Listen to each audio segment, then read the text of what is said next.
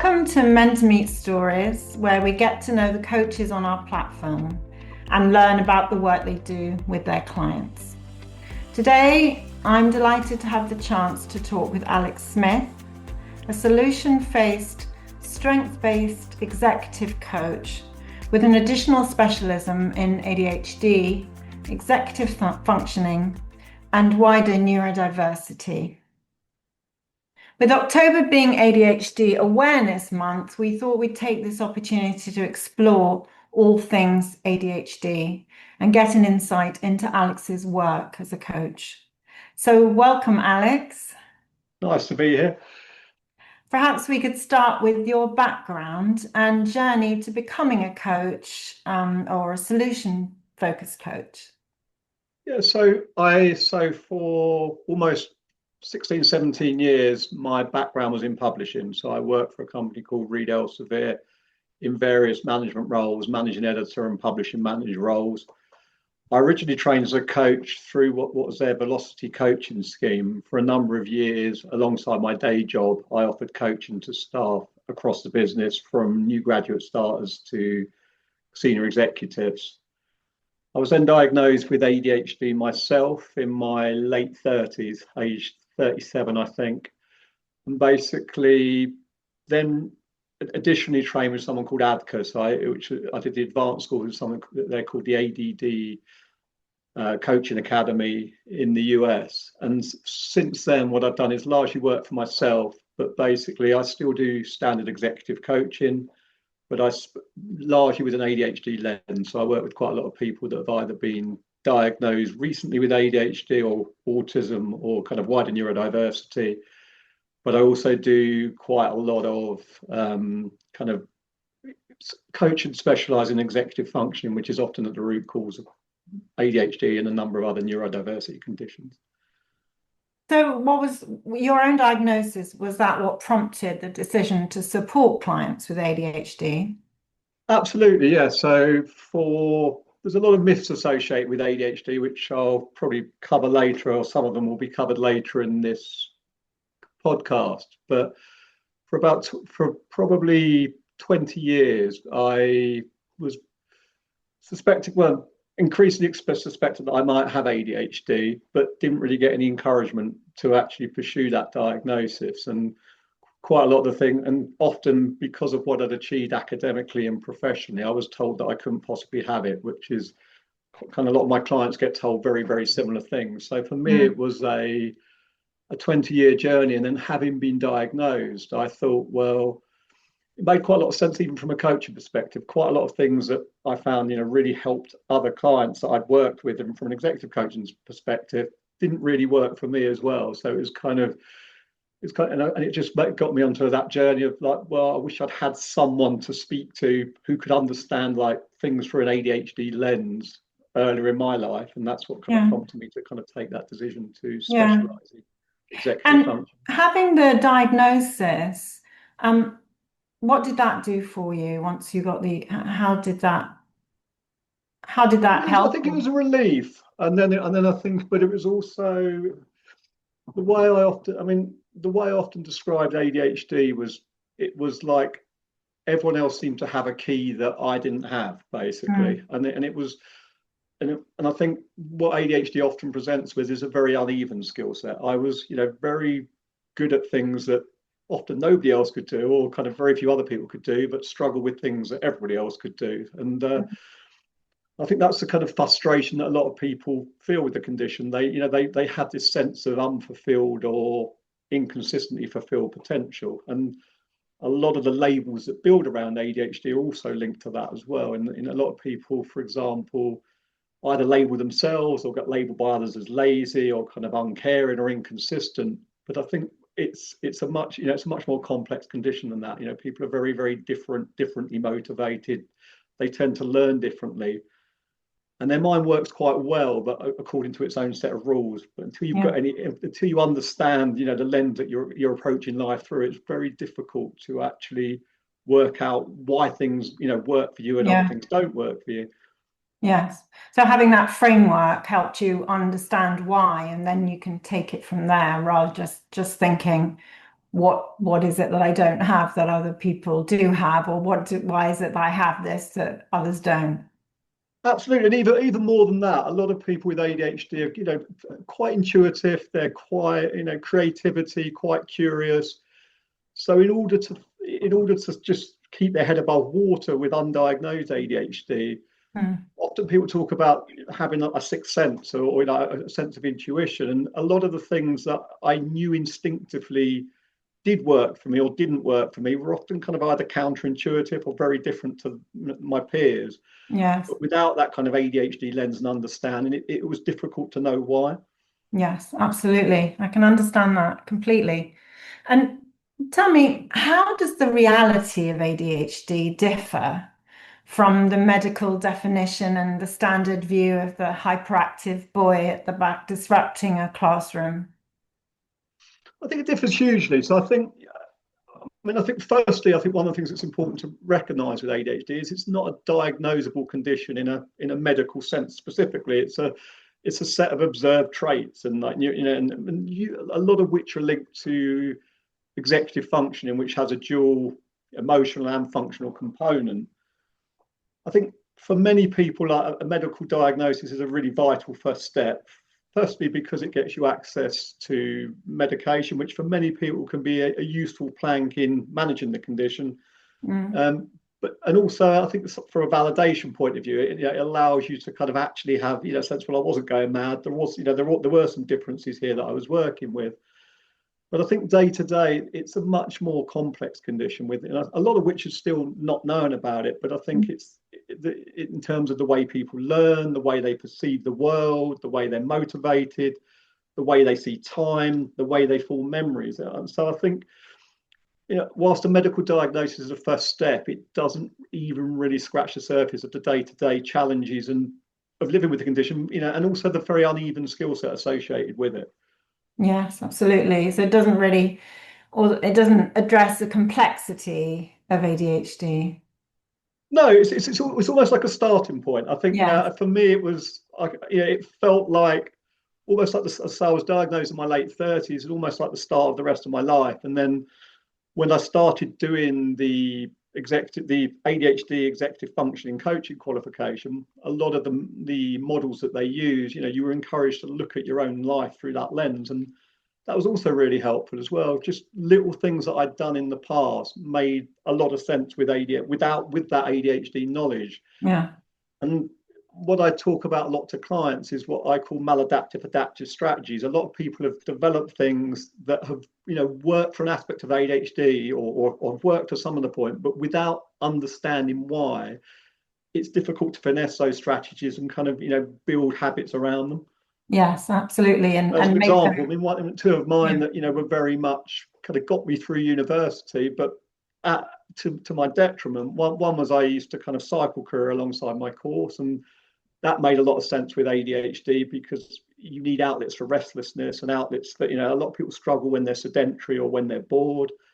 Another one is I did a lot of my work at night, and which is for a number of reasons. There's a lot around ADHD and kind of sleep and specific sleep disorders run concurrently for a lot of people with ADHD, but also less distraction. The mind was tireder, it was slower, and at that point it functioned at what for me was a normal speed to be able to sit still and write essays. Yes, which um, could also lead to burnout if you carried on with that kind of operation and every night working only at night time. Is it true that, Absolutely, and what you said. sorry, The more I work with ADHD, a lot of people come to coaching or but they often come to that point where they use different words, but they describe themselves as burnt out, exhausted, having some form of breakdown, or normally having to take a step back from a career or college or university or whatever it might be. But I think when you look at ADHD on a kind of spectrum, I often use the analogy of an energy scale. And I think what you tend to find with people with ADHD is that if naught on the energy scale is becalmed, bored, sedentary, understimulated, and 10 is kind of burnt out, lurching from crisis to crisis, waiting for urgency.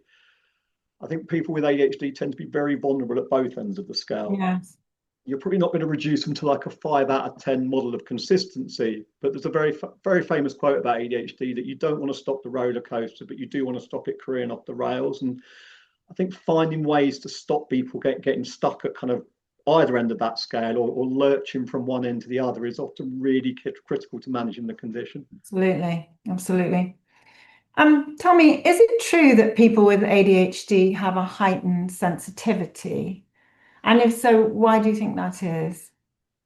I think it's very complex. I think there's a lot, there's a lot around ADHD. I think one of the biggest problems with ADHD is it's very poorly named. I don't think, like, attention deficit doesn't really describe the experience of living with or working with ADHD at all. I think what you're dealing with more is hypervigilance. People are kind of paying attention to everything all of the time. It's, they're hyper distractible. And some of the strengths of ADHD emanate from that hypervigilance. People tend to be very creative. They tend to be very empathetic, very aware of kind of slight changes in their environment, or kind of quite sensitive to other people's emotions and other people's feelings. And so I think you've got lots of things going on. I think there is like an emotional aspect to it. A lot of people have either a kind of heightened sense, or a kind of, or a need to manage either a heightened sense or a diminished sense. A lot of people very sensitive, for example, to kind of hearing tends to be very important. A lot of people even like touch. So I think there's a sensory aspect to it, but there's also a kind of, I think it's almost very much oriented to the present, very, looking for like dopamine, looking for interest. It's often described ADHD as having a bingo brain or a magpie brain. So I think it's almost like, because people are taken in through so much through the senses, they're very vulnerable to kind of both emotional and kind of functional overwhelm. Yes.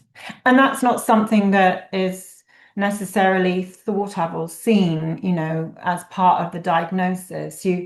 It tends to be that people sort of label people with ADHD in a certain way, but they don't understand the sort of emotion behind their patterns of behavior, would you say?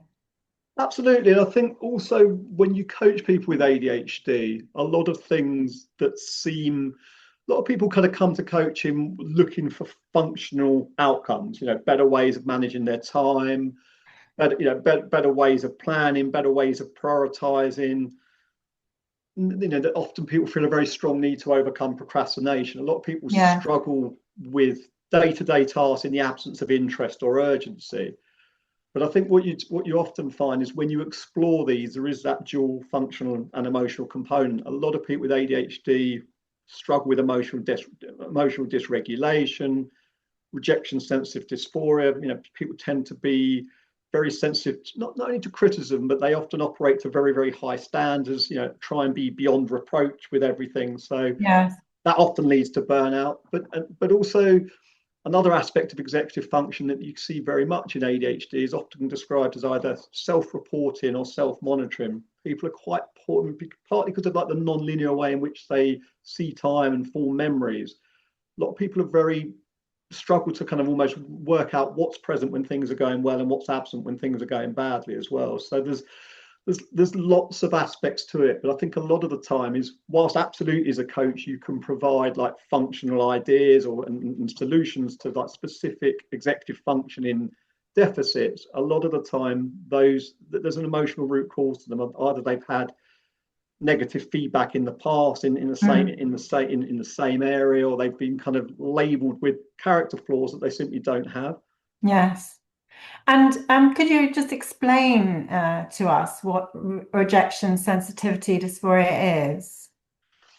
Very complex, and you could probably, probably spend hours talking about rejection sensitive dysphoria. I mean, I think what's often seen, or the kind of throwaway thing that's seen, is that people are very sensitive to criticism, and also very sensitive in the other way, also sensitive to praise, and kind of, but I think it's more complex than that. I think what you tend to find with ADHD is that people are very reliant on and very sensitive to both environmental and kind of extrinsic motivation. So they tend to often take their energy from outside of themselves, and similarly they're very vulnerable in a vacuum when they're like judge, jury and executioner for what they're doing. So I think rejection sensitive dysphoria can show up in a number of ways, but I think what you tend to see most is people go to extreme lengths to be beyond reproach or kind of Yes. beyond criticism. So, and that can result in perfectionism. Even kind of workaholism can be kind of a manifestation of rejection sensitive dysphoria. It's people often operate to much higher standards than probably their neurotypical peers might do. Mm. Another way that you often see RSD manifest itself is one of the things that I say a lot to people when I'm offering executive coaching is that you see people with ADHD, what I would say, sacrifice themselves at the altar of corporate dysfunction. Mm.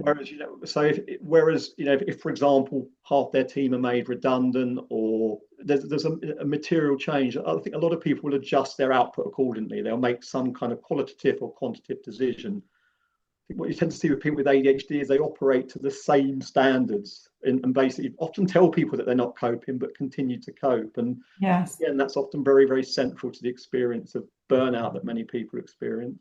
Yes. And would you say the rejection sensitivity dysphoria is something that is a result of environment or is a result of being told that you're different or lazy or all of those things, as well as having a heightened sensitivity? Could it be from both of those things in conjunction with each other? Absolutely. And I think the ADHD mind, just the way people is often very, very associative. So, I mean, I think that there's quite a, often banded around with ADHD that, teenagers with ADHD or people by the age of 18 have received like 12,000 more negative criticisms or assessment of their character than their neurotypical peers. Slightly suspicious of a figure like that because I don't know how you measure it, but I think as an illustrative thing, I think it is quite relevant. I think a lot of people have been given messages about themselves, basically, or and often feel quite broken, before, by not having an ADHD accurately diagnosed. So a lot of people take messages that they're kind of lazy or kind of uncaring. And I think it's very, very associative. So I think a lot of people, it's when they then get something which might seem like quite a kind of minor criticism or a minor feedback, it connects to a lot of other kind of similar kind of areas of feedback that they've received throughout their lives. Yes. And also kind of added to that, you've got the very harsh inner critic. So a lot of people also carry messages about themselves, things like I can't learn or I can't remember new things. But often they can learn, but in different environments and different ways as well. So a lot of the time, I think the challenge is that the educational systems or the kind of professional environments which they've been in are actually detrimental rather than conducive to their strengths. Yes. And also perhaps the invisible things that ADHD people with ADHD have to deal with, which is the sort of emotional challenges in conjunction with the struggles with activation. Those two things are difficult for a neurotypical person to understand. And not only for a neurotypical person, I think often for people with ADHD themselves, Yeah. it's a very, very uneven skill set. It's just thinking about my corporate career, but before I had an ADHD diagnosis, I could go to India and set up teams from. I used to manage editorial teams in India. I could go there and set up a team from scratch with very little support, independently, and partly because I was energized by the environment in which I was working in. I love the chaos of India. I think I've written about that myself. It kind of works with my kind of ADHD mind. But on the other hand, a lot of micro decisions were taken care of. I was staying in good hotels, so things like the kind of micro decisions that wear people with ADHD down, what to wear, what to have for breakfast, how to get to work. So that were taken care of as well. So in many ways, it's often said there's a lot, huge environmental and situational variability with ADHD. People can do things in one context that they can't do in another context. But then I could come home to the UK and basically something like filing my expenses or as a coach just doing my invoicing is virtually impossible, and it can be hugely kind of like painstaking, and anything where I'm sedentary and bored. And I think the problem is that people look at it and say, well, we're seeing this person doing something very brilliant in this area or being highly capable in one area. So it must be like some form of willful incompetence or Yes. willful incapability to not be doing something which Yes. out to the outside world looks a lot more simple. And I think a lot of people, that's what happens with that, with ADHD. People become very, very conscious of the things that they can't do. And this is often reinforced by feedback, that they lose sight of their potential and the things that they absolutely can do. Yes, absolutely. And being judged for being able to do something in one environment where it's completely impossible in another, must be very debilitating when you're, as you say, you're like a duck with your legs underwater, just trying to keep going. I mean, that's exactly the analogy I used to use. I mean, I think when people with ADHD try and, I don't like the term neurotypical, but Yes, when they try and out neurotypical people, yes, for me, it's like trying to keep yourself from drowning. It's yes, just disproportionately exhausting. And I think that's one of the things I try and help people with in coaching, is just try and understand what their strengths are and what they, what habits, what scaffolding, what input they need from other people, what environments, what stimulation they need from the environment for them to show up. yes. And I think also having that support from other people and feeling really supported that they, like for instance, if they can't do very well in the school setting, but they're very happy when they're out with their friends. Like, how can you, it's like, well, you can be judged in a way of like, well, how come you can't work at school, but you can then, not do your schoolwork, but then you can go out and spend the evening with your friends. Well, it's the environment. It's all the messages and the meaning that's being attached to it. Well, a lot of feedback that you get with ADHD is, which could often be quite disparaging, is, well, you Yeah. can do it when you're interested, and Yeah. it won't necessarily be that specific sentence, but it's people, when people with ADHD have got something that they're interested in, and often when they've got the right combination of interest, urgency, and a singularity or an unambiguity of focus, people with ADHD can be hyper energized, they can be hyper focused, and they can be hyper productive.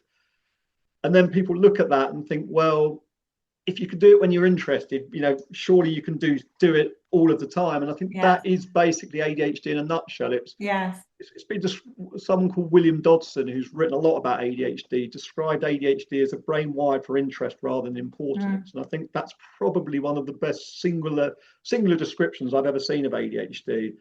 And when you work with people from a coaching perspective, in order for them to kind of flourish, they often need solutions that are also kind of wired for interest rather than importance. Right. Knowing that you've got to do something, it doesn't necessarily make you able to do it. I understand. And tell me, does ADHD present differently in men versus women?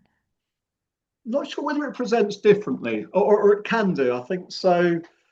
So historically, boys and men were diagnosed with ADHD probably with 3 times the frequency of girls and women. And I think some of that was because of the cliches around ADHD. It tended to be associated with very visible, kind of overt displays of hyperactive behavior. I mean, the classic throwaway ADHD is like basically naughty boys like smashing up classrooms or disrupting the classroom. And there's a lot of cliches around that, which still, to some degree, still prevail to this day.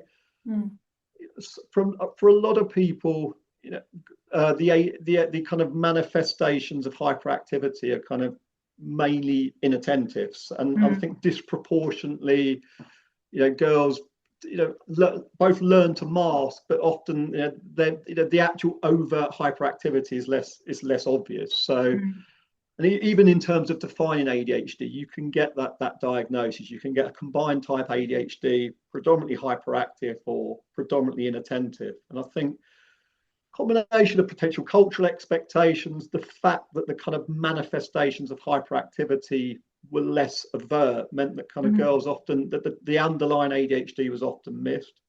Yeah. But having said that, I think, for want of a better word, I think one of the main reasons that I wasn't kind of diagnosed with ADHD until my late 30s is because most of my I mean, I did a lot of sport, which hid a lot of the hyperactivity, but Yes. most of my manifestations were kind of inattentive as well. So I think that's probably, I think now I think things are even up. I think that's probably the biggest distinction, is that the kind of the overt hyperactivity is often less present in girls and women. Yes. I think, however, though, going back to what you were saying about girls masking, I think that it can be that sort of hyperactivity is going on, but it's going on internally within the mind. And so the seemingly inattentiveness is actually the person sort of fighting with all of those things that are going on internally. But as a girl, and we're taught to, to be good and to please, we sit still in class, but we might be just going through a lot of dysregulation in our head, which of course is invisible to others.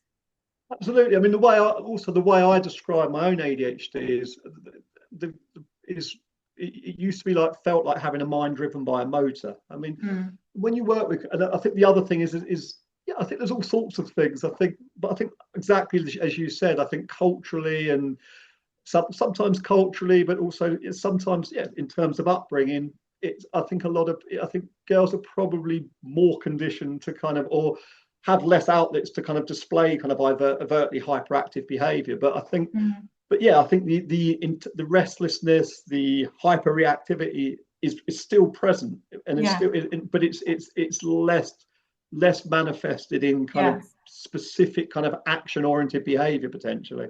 Yeah. And can be misdiagnosed as anxiety, um, or Yeah, I think something else. that's. I mean, I think again, I mean, it's very complex, because I think ADHD rarely travels alone. It's Mm. normally particularly where people are diagnosed late.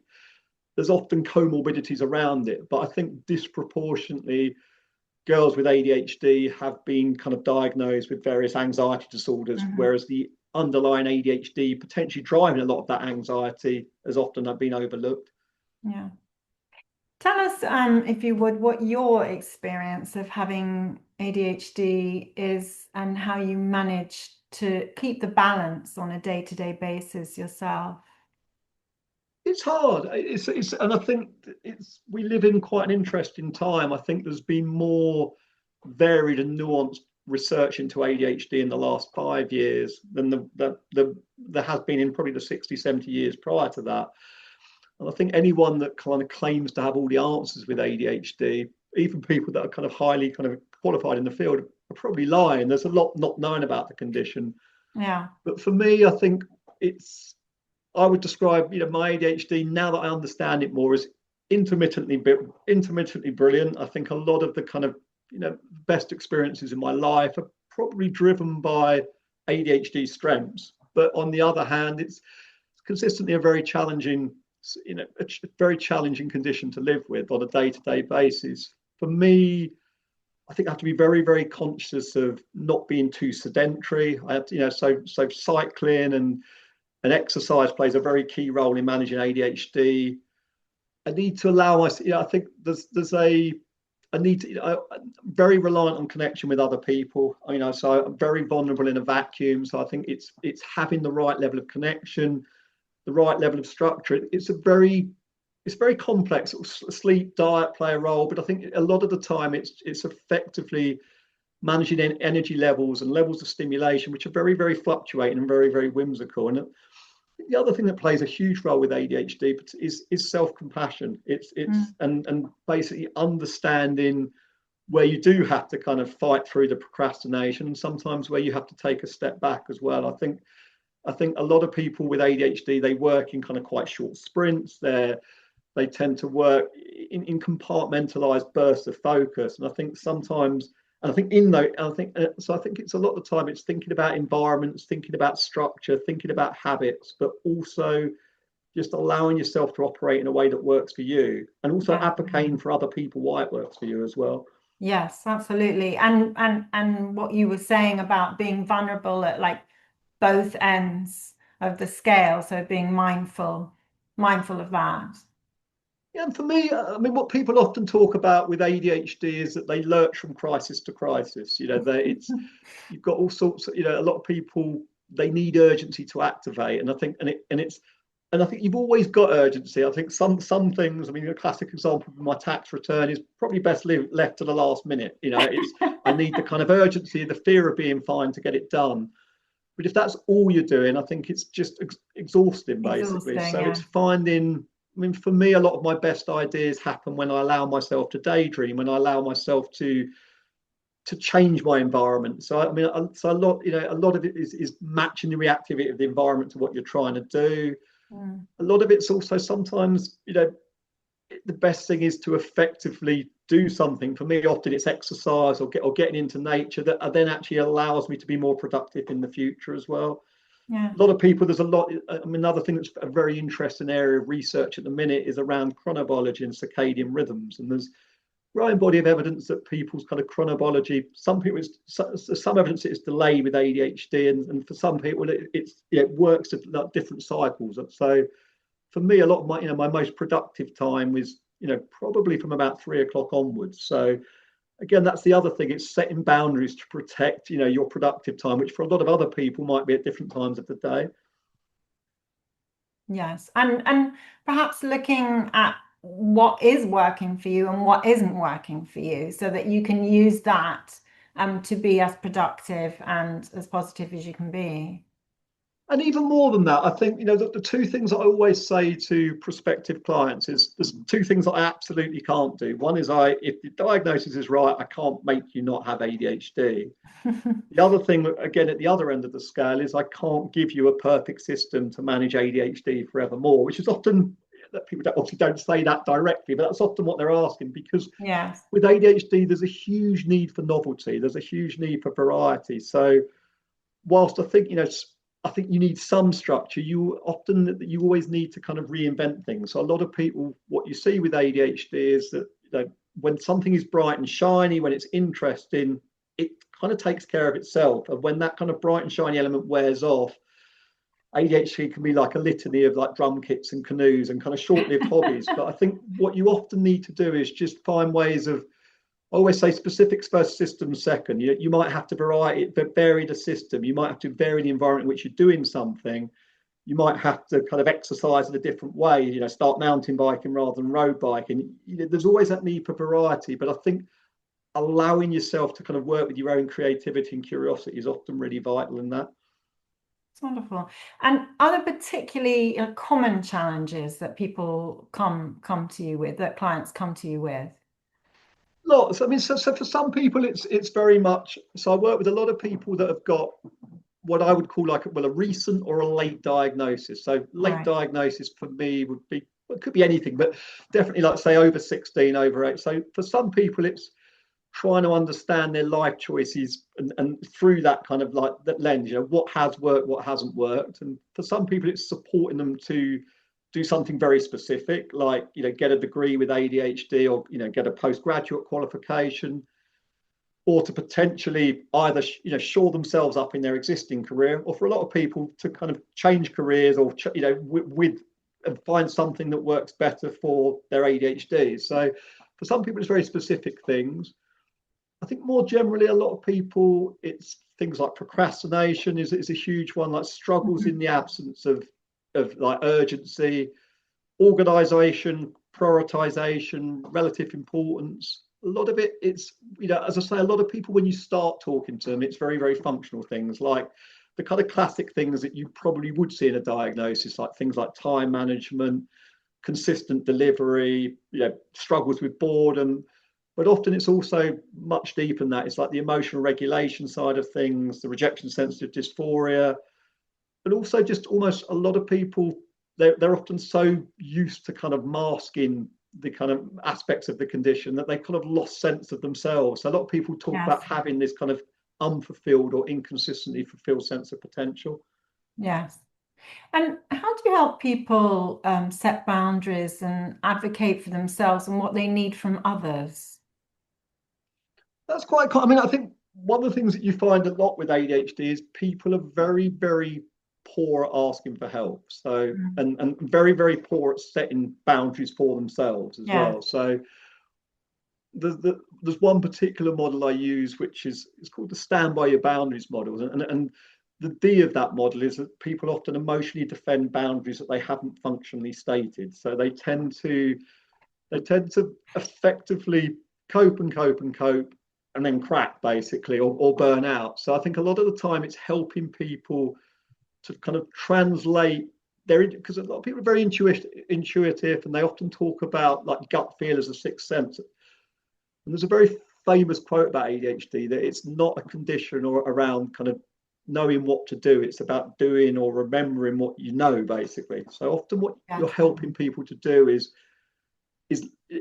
basically have, devise very specific things about what they need from a professional environment, and also kind of, and almost in a very neutral kind of unemotional form, and then kind of apply that to their working day, or to kind of advocate to their employers or their kind of university or whatever it might be. And the other thing with ADHD is a lot of things that are very, very counterintuitive things that I mean, even stimulant medication for a lot of people, it slows the mind down as well. And I mean, I once did a talk, and someone said to me, "Oh, it must be great having legal access to amphetamines because it's got a similar structure." And I said, "Yes, it helps me to do the laundry.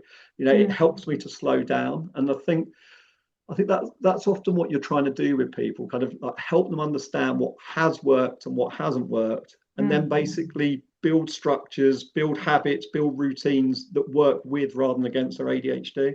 Yes. And so with that, that's how you approach with the client together what their challenges and goals are, and then work around that. Sometimes it's that. Sometimes it's helping people to, that one of the things that's often said with ADHD is your choice of significant others is really important, and that can absolutely be your partner, but it can also be your boss, your colleagues. It's very much the energy around what you're doing. So. And the other thing is that a lot of things with ADHD in isolation look quite self-indulgent, but I think what you help people to do is kind of advocate for ways of working that will better support them. Often people need very, very kind of specific outlets of kind of stimulation and destimulation. People often need, do very well in a kind of hybrid working environment where they're partly working from home, partly working from the office. And I think it's almost like helping people to kind of understand what their skills are, but also the environments and the support that they need from other people for them to show up. And how are workplaces with that these days? Is that something that they're more receptive to? It varies. I mean, one of the things I've done quite a bit of as well is kind of this advocacy work around ADHD, kind of working with universities, working with workplaces who either kind of want to better provide for existing staff who are neurodiverse, or recruit more neurodiverse staff. I think there's huge fluctuations, but I think one of the challenges with neurodiversity is that often what's in place takes a very like one size fits all approach. And when I do these advocacy presentations, one of the things I often ask people, what's the single best thing you can do for someone with ADHD in the workplace? And people come up with all sorts of kind of solutions around, whatever it might be, kind of, quiet rooms or kind of noise cancelling headphones or whatever it might be, allowing them to work from home, allowing them to work different hours. And the thing I always say to them is just speak to the individual and ask them what they need. Because I think a lot of the time there's core executive function challenges at the heart of ADHD, but they manifest very differently for different people. And the classic one, for example, is a lot of universities basically offer extra time for people. So if they have a grace period where they, for example, they can hand an essay in a week later or something like that. Often that's hopeless with ADHD, because basically it just kicks the can down the road. If you've got another, often when they need to hand something in, someone with ADHD, they're like 3 or 4 hours away. They're not a week away. So basically, one of the things that I devised with one of the universities I work with is, rather than that, allow people to have like a 24-hour and a 48-hour like joker, so they can almost prioritize much more in the shorter term. And it's just things like that. I think a lot of the time it's been a little bit kind of creative with the solutions available. Yeah, absolutely. Absolutely. That just, I think that that is just so important because, something that bothers one person might not bother another person. Somebody may go to do an exam and the light in the room can just be too much and they can't even focus. Whereas somebody else, it could be absolutely fine and they could both have ADHD. So it's, as you say, it's tailoring it And to each individual. even within the same person, I think this is what's often meant by the situational variability. That it's sometimes a sense can be like, I mean, for me, for example, I can be very, very sound is very complex. It's like a lot Yeah. of people with ADHD are not the most reliable auditory processors, but Yeah. for example, for some things, something like a ticking clock or a dripping tap or something like that, a silent room with one encroachment would be absolutely torturous. I can't function in that at all. Whereas I can write with background noise. Other times I need to be in a very, very silent environment. So a lot of the time when people are dealing with like sensory stimulation and destimulation, the same sense can be either heightened or dampened. Yeah. It's a hugely sense of touch is another one. I mean, so when I often speak, I always have like a pen in my hand. I wear things around my wrist and things like that. I need something to kind of occupy my arms and Yes.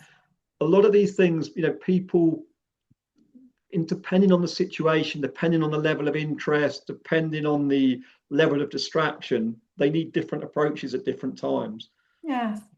Do you have tools that you work with to sort of break down things so as to minimize overwhelm and realize progress?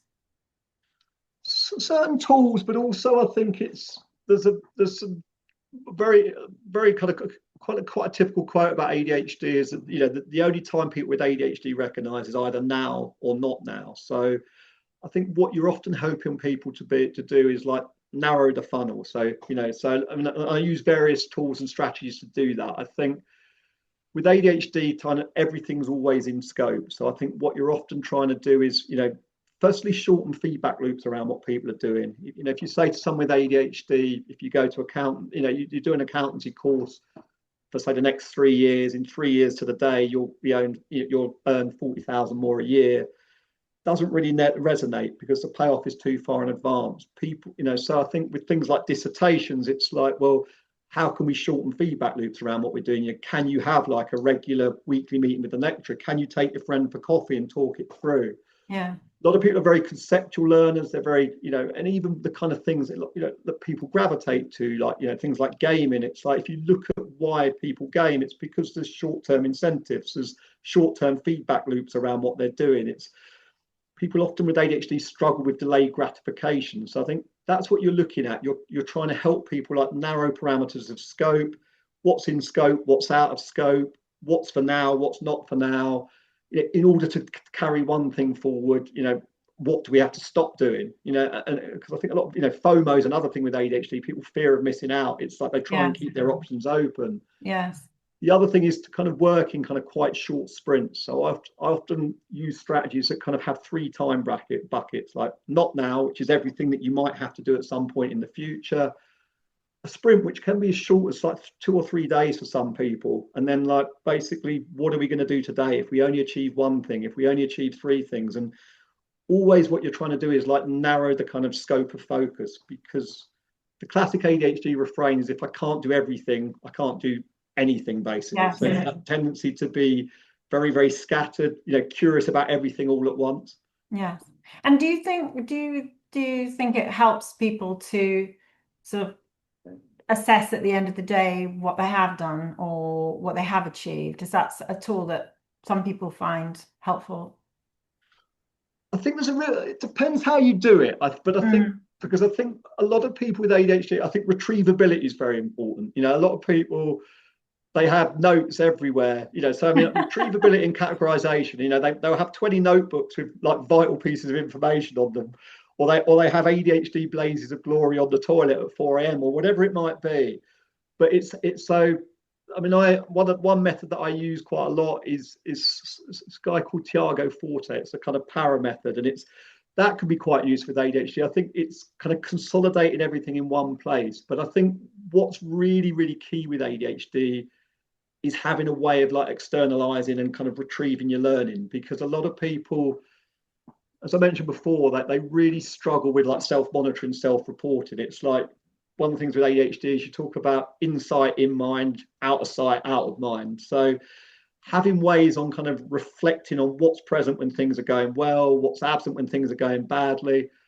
One quite useful technique with ADHD was always to carry a notebook. But I think nowadays, I think some form of digital notebook is, even if you then write things down, but then photograph them or capture them, is quite useful, because I think it's having that ability to kind of retrieve what you know, particularly when you're overwhelmed, and also having that way of self-reflection is really important, like consciously reflecting on what you've done, because you have a lot of meetings with people with ADHD, and at the start of the meeting, your introductory call, they'll make it sound like in 40 years of life they've not achieved anything.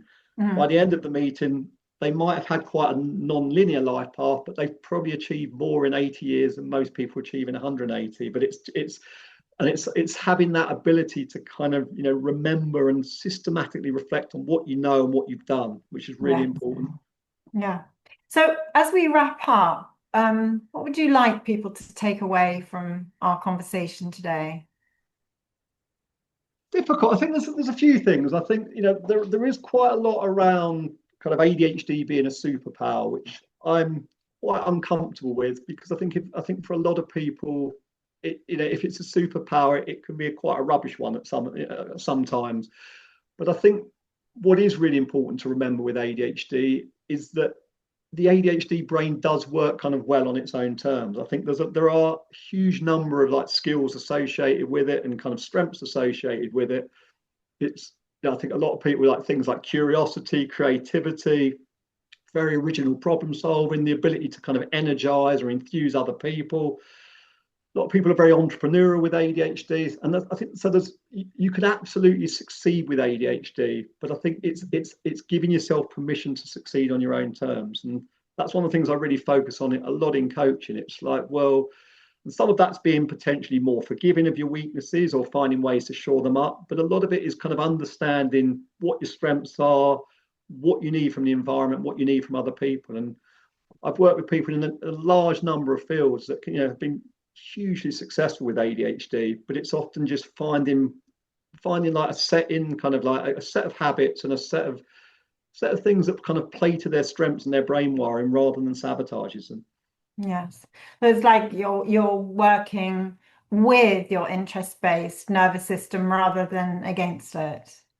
Absolutely, and I think that's the thing. I think coming back to that quote, I think that's that brain wire for interest rather than importance. You need in order to kind of maximize that, you need strategies wired for interest as well. So there's linked to that, there's an acronym which is INCUP, and it's like, and that which is the 5 like motivators of the ADHD brain, and they're kind of interest, novelty, challenge, urgency, and then the P is often rendered as kind of passion or purpose. And I think when people are stuck with ADHD, and often people are kind of or feel trapped, it's like, well, how can we increase one of those things? It's not necessarily, a lot of people with ADHD know full well that they need to do things, but it's often that they need to energize them differently. They need to kind of see incremental feedback loops around what they're doing.